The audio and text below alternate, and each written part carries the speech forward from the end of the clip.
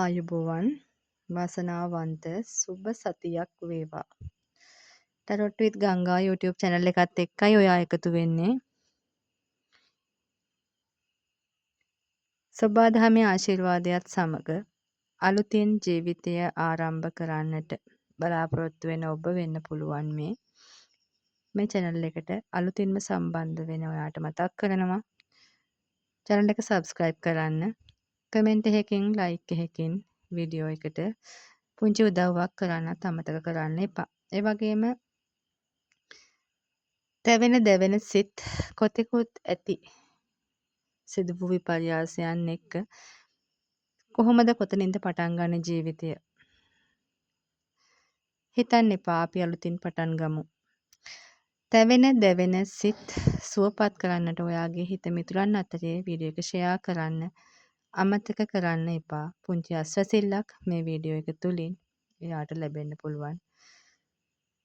ඉතින් ඒ පුංචි මතක් කිරීමත් එක්ක එළඹෙන සතිය කොහොමද මේ සතියේදී ඔයා තරව තුලින් පෙන්නනවා ගොඩක් කැපකිරීමෙන් පරිත්‍යාගශීලී බවින් වෙනස් විදියකට හිතලා තීරණ අරගන්නවා.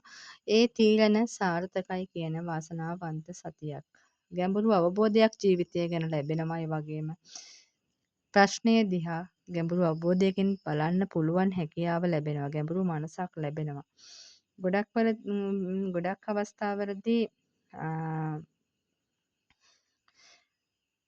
අභියෝග එහෙම නැත්නම් හිරවීම් යම් හිරවීම් වලට ලක් වෙලා ඉනවා බොහෝ පිරිසක් නේද? එක්වරම වර්ෂාපතනයක් එක්ක ලොකු අභියෝගයකට ලක් වුණා. තවමත් විදුලිය විසන්ධි වුණ ප්‍රදේශ එමටයි. තවමත් ගම් වතුර බැස නොගිය ප්‍රදේශ එමටයි. ඉතින් සබා දහමේ මේ විපර්යාසයන් මේ ආකාරයෙන් සිද්ධ වෙන්නේ බෞද්ධ රටක බෞද්ධ කියලා කියන අපි මන්දනේ මම නම් අයිති නෑ. නමුත් බොහෝ පිරිසක් බෞද්ධ කියලා පරම්පරාවෙන් ආපමණෙන් බෞද්ධ වුණාට අපේ ශාස්ත්‍රවරයන් වහන්සේ දේශනා කළ පරිදි අපි අවම පංචශීලය ආරක්ෂා කරනවද? තෙරුවන් සරණ යන පිරිසක් වුණාද?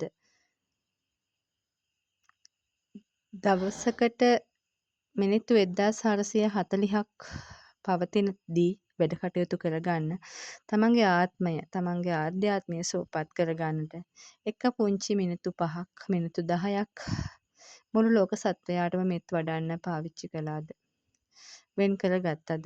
කොපමණ වැඩ කටයුතු තිබුණත් ඔබ වෙනුවෙන් ඒ ගත කරන මිනිත්තු 10 වෙන්න පුළුවන් ඒ අර්ථාන්විතම ජීවිත කාලය තුල. ඉතින් අන්‍යාගමිකයන් තමන්ගේ ආගම හරියාකාරව බුදුදහමට අදාළව යම් කරුණු කාරණාවලදී එයාලගෙන් පව් සිදු වෙනවා කියලා අපි අදහස් කරත් ඔය සතුන් මැරීම වගේ දේවල් වලින් නමුත් ඔවුන්ගේ ශාස්ත්‍රවරයන් වහන්සේ පැවසූ අන්දමින් ඔවුන් පවට බියයි. එසේ සිද්ධ වෙනකොට අපේ ජීවිත තුළ අපේ ශාස්ත්‍රවරයන් වහන්සේ අවම අපිට කියලා දෙලා තියෙනවා පංචශීලය ආරක්ෂා කරන්න. ගිහි තුළ ඒ පංචශීලය ආරක්ෂා කරන පිරිස් ඇත්තටම අද කාලේ සිද්ධ වෙන බොහෝ දේවල් එක්ක බලනකොට මොනවද සිද්ධ වෙන්නේ මොනවද කරන්නේ? ඉතාම අතලොස්සක් පිරිසක් තෙරුවන් සරණ යන අවබෝධයෙන් ඉතාම අතලොස්සක් පිරිසක් පන්සල් සමාදන් වෙනවා, පන්සල් ආරක්ෂා කරන්න බැඳෙනවා.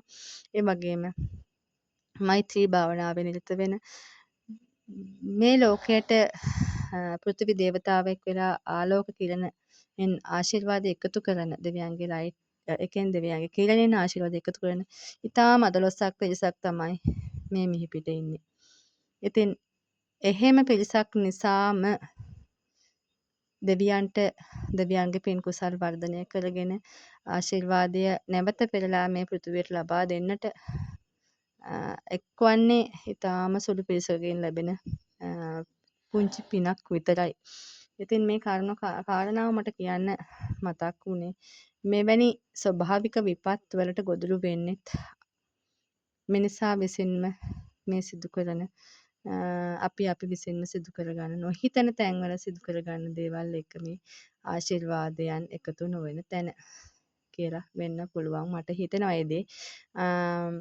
මොකද ස්වභාවික විපත් වලින් පවා ආරක්ෂා වෙන්නට අපිට අවස්ථාව තියෙනවා. ධම්මෝ හවේ රක්ඛන්ති ධම්මචාරී. ධර්මයෙහි හැසිරෙන්නා ධර්මය විසින්ම ආරක්ෂා කරයි කියන පාඨය තුල අදටත් ගැඹුරෙන් අධ්‍යයනය කළොත් බුදුන් වහන්සේ සිටින ස්ථාන හුඟක් දුරට ආරක්ෂා වෙනවා. ඔව් ඉතින් අපි මට මේ කාරණාව කියන්නම හිතුණා. කියන්නම උවමනා කරපු දෙයක්. ඉතින් වෙනම වීඩියෝ එකක් අරගෙන එන්න වෙලාවක් නැති තරම් අලුත් මාසයක අලුත් ආරම්භයක් එක්ක අපි යන ගමනක්. ඉතින් වෙනස් වෙන්න ඔයාට පුළුවන්. ඔයා මෙතෙන් සිට මේ පිළිවෙතේ ගමන් කරපු නැති කෙනෙක් නම් ඇත්තටම ඔයාට පුළුවන් මේ පිළිවෙතට පියවර තියන්න. අවබෝධයෙන් ගමනක් යන ජීවිතය තුළ මේ මිනිසත් භාවය ලබන්නේ අපි කීයෙන් කී දෙනාද කන කෙස් බෑවා වියසදුරෙන් අහස බලනවා වගේ ලබන ජීවයක් තමයි මේ කලාතුරකින් ලැබෙන මනුසත් භාවය. ඒ දේ අපිට ලැබිලා තියෙනවද? ඉතින් උසස් මනසක් සහිතව අර්ථාන්විත ගමනක් යන්න ඔබට ආරාධනා කරනවා. ඉතින් පිස්සු කියලා කියයි. මන් දන්නේ මේ කාඩ් එකේ එනර්ජි එක. මේ සතිය තුළ පිස්සු කියලා කියයි. මන් දන්නේ මම මේ කියපු දේවල් වලටත් ඔයාලා මට පිස්සු කියයිද දන්නේ නැහැ. හැබැයි වෙනස්ම විදියකට හිතලා වෙනස් දෙයක් කරනවා. ඒදී අනිත් අය පිස්සු කිව්වට ඔයා තබන්නා වූ පියවර ඔයා කරන කටයුත්ත සාර්ථකයි. හරි. ඔයාට අවබෝධය තියෙනවා. හොඳ අවබෝධයකින් ඔයා මේ ගමන යනවා. ආධ්‍යාත්මික හරි ව්‍යාපාර පිළිබඳව හෝ ලෞකික මනා දැනුමක් ඔයාට ලැබෙනවා. මම ඒකයි කිව්වේ. හැම දෙයක්ම නැති වුණත් ඔයාට ජීවය ලැබිලා තියෙනවා. හුස්ම ලැබිලා තියෙනවා. මුදල් නම් අපිට උපයන්න පුළුවන්. ජීවිතය නැවත උපයන්න අමාරුයි. නිදි පැදුරේම සුවනින්දකටපත් වුණු බොහෝ ජීවිත අපි අතර අද නැහැ. ඉතින් මේ ජීවිතය තුළ උපන්නොත් මරණය නියතයි. ඒ දේ අවබෝධ කරගෙන අපි ගමනක් යා යුතුයි. අර්ථාන්විතව ගත කරන්න, ආධ්‍යාත්මය සුවපත් කරගන්න මතක් කරන්නේ ආරාධනා කරන්නේ ඒකයි. ඉතින් මේ කැපකිරීම කරන්න පරිත්‍යාගශීලී වීම ඒ වගේම තමයි අන් අය මොනවා කීවත් ඔයාගේ ප්‍රශ්නය හමුවේ ඔයා නිහඬ වෙනවා වෙන්න පුළුවන්, පරදිනවා වෙන්න පුළුවන්. මේ අලුත් පියවරක් තියෙනවා වෙන්න පුළුවන් ජීවිතයට. ඉතින් ඒක ඔයාගේ ජයග්‍රහණයට හේතු වෙනවා. මේ දේවල් යම් යම් පීඩා වින්දම තමයි නව අවබෝධයක් ලැබෙන්නේ. නිවැරදි තීරණ ගන්න පුළුවන් වෙන්නේ. ඉතින් විශ්වය විසින් කියනවා වෙනස්ම විදියකට හිතලා අලුත් විදියකට හිතලා අලුත් දේවල් කරන්න තීරණාත්මක අවස්ථාවක් ඔයාට මේ සතිය තුළ ලැබෙනවා. ඉතින් ඒ වගේම තමයි ඒන්ජල් කියනවා හරිම ලස්සනයි. දලඹුවා කොල කනවා. දලඹුව අවස්ථාවේ. ඊට පස්සේ එයා දන්නේ නෑ එයාට පියාඹන්න පුළුවන් ලස්සන තටු දෙකක් ලැබිලා කියලා. ඉතින් දෙවියන් මතක් කරනවා ඔයාට දැන් පියාඹන්න පුළුවන්. ඔයා තවදුරටත් කොල කන්න අවශ්‍ය නැහැ. ඔයාට දැන් මල් පැණි බොන්න පුළුවන්. මලින් මලට පියඹලා. ඔයාට පියාඹන්න පුළුවන්. ඒ පියාඹන්න අවශ්‍ය ශක්තිය ඒන්ජල් දෙනවා. විශ්වය විසින් දෙනවා. එහෙනම් වෙනස් විදියකට හිතලා පරිවර්තනය වෙලා ඔයාගේ පියවර තියන්නට අවස්ථාව ලැබෙනවා මේ සතිය තුළ. විශ්වයට ස්තුති වේවා. බලාපොරොත්තු ඉටු කරගන්න පුළුවන් සාර්ථක පියවරයන් තියන්න පුළුවන් සතියක් වීම පිළිබඳව විශ්වයට ස්තුති කරනවා. මේ දුබ්බල වුණු ඒ වගේම අපි කියනවා කඩා වැටුණු ජීවිත නගා සිටුවන්න දීපු ආදරණීය පණිවිඩයක්. ඇත්තටම හදවතින්ම විශ්වයට ස්තුතියි ආදරණීය මහා ගණ්ඩේවිනි මහා කාලියම්මේ. මේ විශ්වයේ සුභකාලික සුවකාලික ශක්තියට ස්තුති වේවා. ශක්තිමත්ව නැගී සිටින්න පුළුවන් වාසනාවන්ත සුබ සතියක් ප්‍රාර්ථනා කරන ඔයාට.